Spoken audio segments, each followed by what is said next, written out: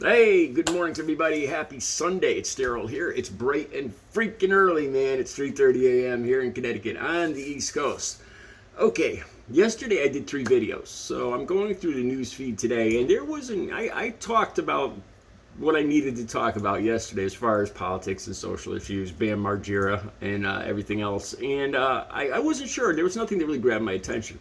So I was sitting here this morning and I was thinking about recovery. I was just going to wait and let the 3 videos I did from yesterday kind of catch up with the views because I usually don't put out 3 videos. When I was sitting here this morning having my protein drink, oh, by the way, I haven't told you guys, I am still doing great with caffeine. I've slipped up. I've had coffee. I've had ice. I've had 2 or 3 iced coffees since I quit caffeine. So I've relapsed on caffeine. We'll talk about that in another video. All right, so I was thinking back, and I was thinking, what kind of recovery video could I do to tell people about? I started thinking about what was one of the worst days out of the 2.5 decades I used, over the 25 years I used. What was one of the worst days?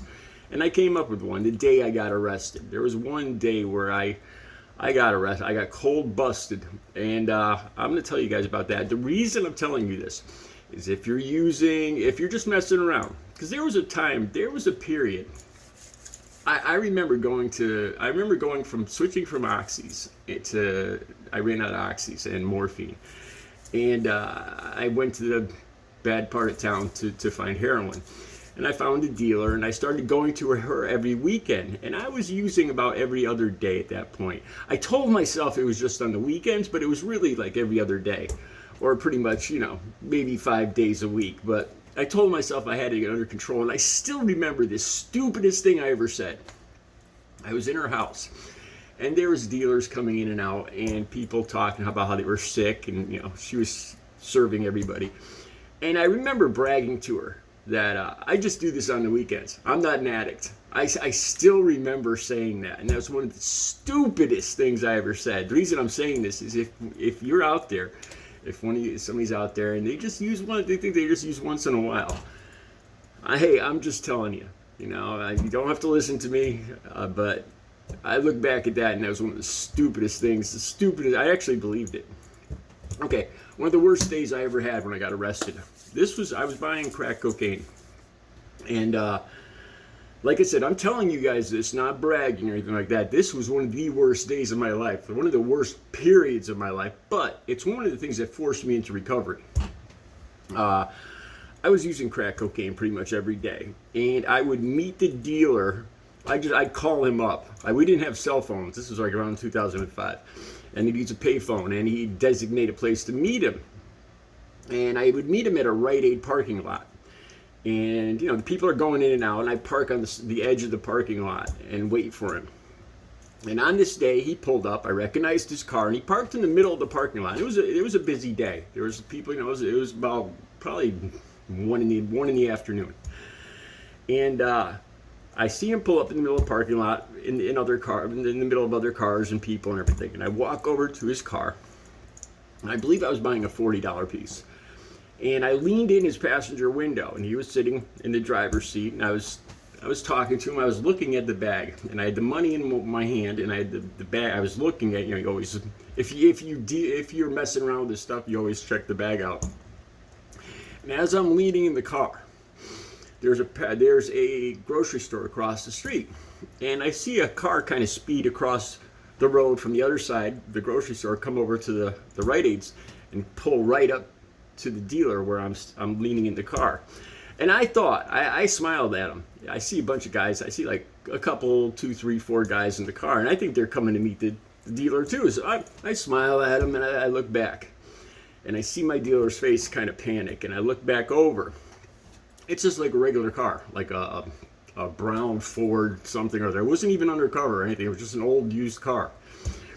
And the doors all pop open, and 4 guys jump out.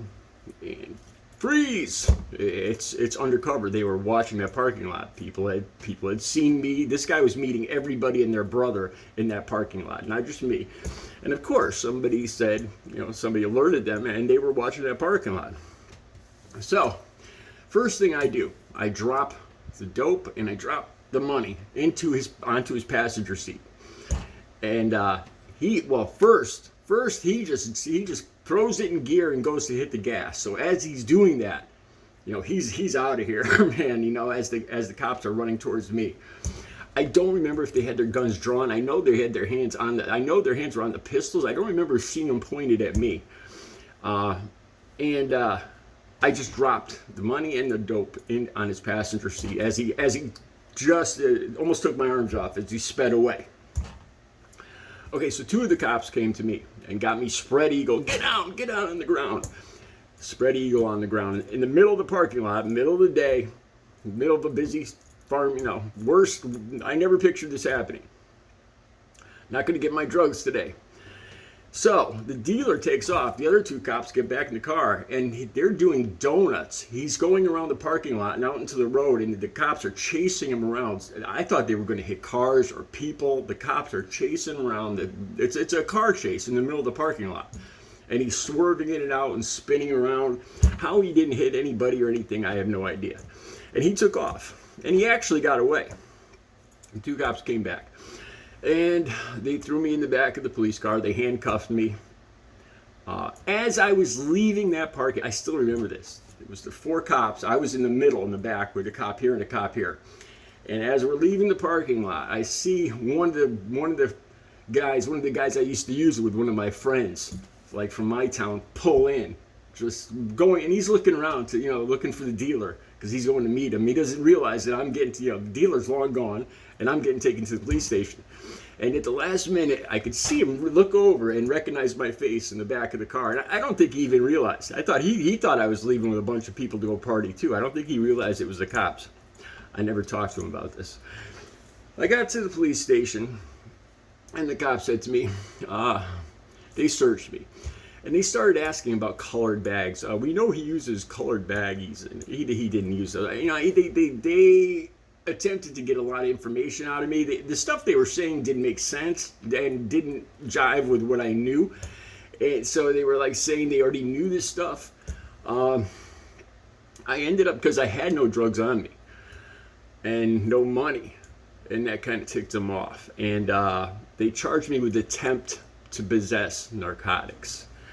You're looking at 7 years in jail for that here in Connecticut. I ended up going to court for that, and I went in front of the judge, and I was in the process of getting sentenced, pleading guilty or whatever. And the judge read it, and she said, "Wait a minute, he wasn't caught with any drugs or any money." And she stopped right there, and she just gave me community service because of the fact that I wasn't actually caught with anything. They couldn't prove anything that I was actually, there was no drugs or money taken in. So I had to do 1 week of community service. So I got off very easy on that. Here's the thing. That dealer, I was at my friend's house. Of course, I was back to doing the same thing a day or two later. And I was at my friend's house, and that same dealer pulled up, just laughing. He thought it was the funniest thing in the world. He had gotten away that day. Here's something interesting too.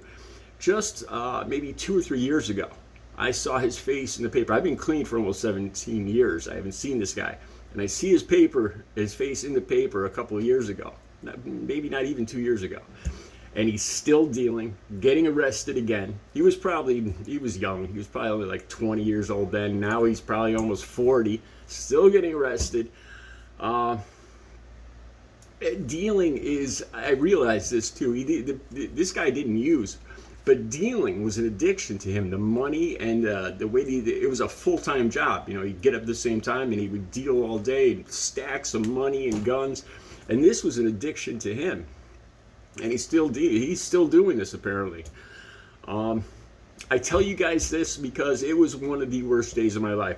I got released on a promise to appear, and they let me out of the police station. They didn't give me a ride back to the pharmacy. I had to walk.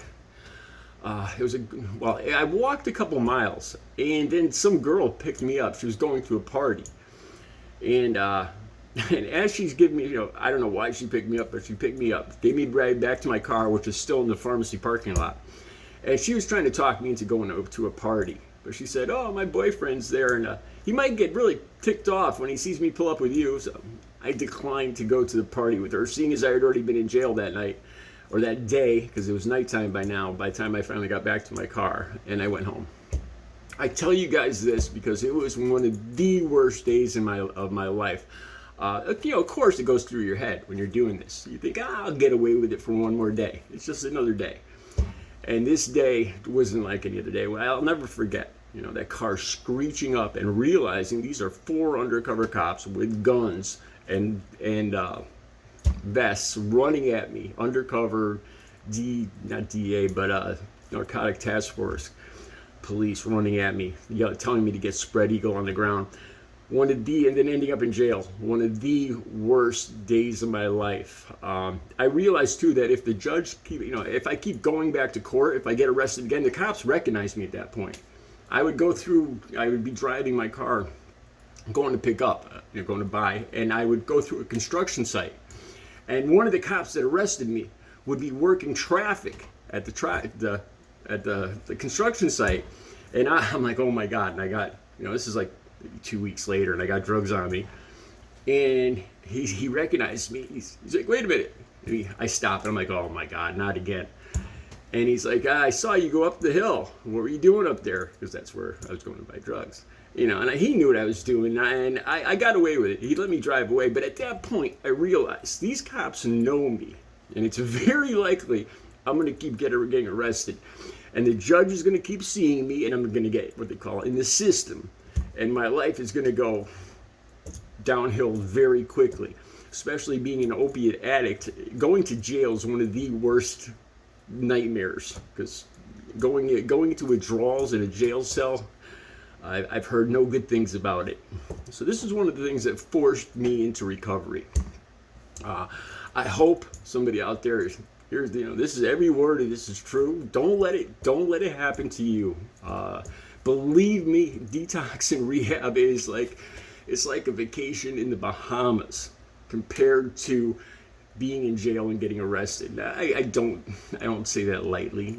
Going into rehab and detox is serious, but compared to being in jail, it's a much better choice. I hope somebody hears what I'm saying. Recovery is possible. Have a good Sunday.